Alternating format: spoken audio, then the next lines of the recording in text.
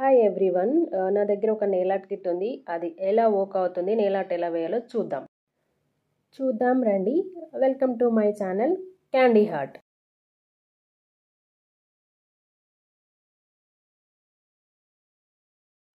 Nail art accessory కిట్లో ఏమేమి ఉన్నాయో చూద్దాము. 15 అయితే నెయిల్ ఆర్ట్ బ్రషెస్ వచ్చాయి అండ్ ఇంకా 5 డబల్ డాటింగ్ పెన్స్ కూడా వచ్చాయి. ఈ పెన్స్ని 2 సైడ్స్గా యూజ్ చేయొచ్చు.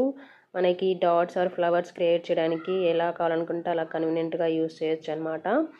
అండ్ ఇంకా దీంట్లో టేప్ కూడా వస్తుంది.